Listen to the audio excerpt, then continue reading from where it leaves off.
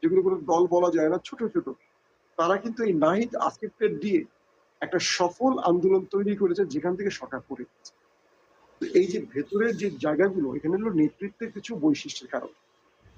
এই ছাত্ররা কি বিক্রি হতে পারতো না? এই যে আমি সার্জিসের মুখে শুনেছি, তাদেরকে বিশাল বিশাল অফার করা হয়েছে, ওবায়দুল কাদের, জাহাঙ্গীর কবির নানক। শেখ হাসিনা তাদেরকে নির্দেশ করেছে ওদেরকে কত টাকা লাগে কিনে দাও, এই অফার গুলো ওদের কাছে আসে। ওরা বিক্রি হয়, ওরা বিক্রি হয়নি বলে আমরা স্বাধীনতা পেয়েছি।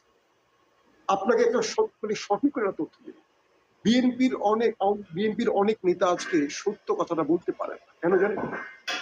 বিগত 15 বছরে এদেরকে বলেন আর ইন্ডিয়া বলেন আর আওয়ামী লীগ বলেন হিউজ টাকা দিয়েছে, এবং যারা টাকা দিয়েছে, সুবিধা দিয়েছে, তারা কিন্তু রেকর্ডও দিয়েছে।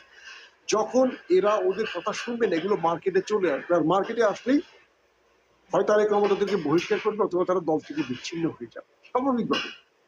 বিগত 15 বছরে গোপনে অনেক বিএনপি নেতারা, ভারত বলেন আর ইন্ডিয়া বলেন কি আওয়ামী লীগ বলেন, তাদের সাথে যোগ সাজসে চলেছে। এই যোগ সাজস মানে কি, ডকুমেন্ট তাদের কাছে আছে, যে কারণে বিএনপির অনেক নেতা চাইলেও তাদের মনের কথাটা বলতে পারে না, তাদেরকে বলতে হয় ওপারের কথাগুলো। আওয়ামী লীগ নিষিদ্ধ করা যাবে না, এটা করা যাবে না, শেখ মুজিব, এই ইস্যুগুলো কিন্তু ওপার থেকে তাদেরকে শেখানো হয়, বেটা এটা কর, তুই যে আমার থেকে টাকা নিয়ে গেছিস, বস্তা বইরা সে টাকার খবর কিন্তু ফ্লাশ করে দিই। মাসুম মাহবুব, এরকম অনেকের তথ্য কিন্তু আমাদের কাছেও আছে কিন্তু, হ্যাঁ?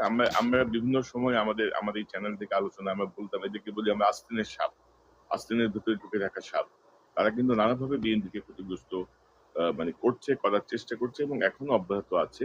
অন্তত 5ই আগস্টের পরে বিএনপির বেশ কিছু ন্যারেটিভসে এই বিষয়টি দৃশ্যমান হয়েছে কিন্তু।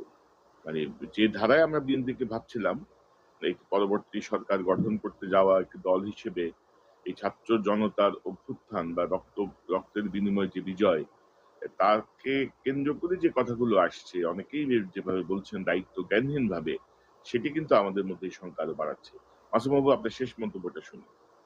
আমার শেষ মন্তব্যটা হলো, জনাব তারেক রহমানকে তার নিজ চোখ দিয়ে এখন বাংলাদেশটা দেখতে হবে। যে নেতারা এতদিন ছিলেন, এই নেতাদের ধরেন, যিনি একটা দলের প্রধান, তার কাছে কিন্তু ভারত আসছে, তার কাছে কিন্তু আওয়ামী লীগ প্রস্তাব নিয়ে আসছে, সেক্রেটারির কাছে হয়তো আসে।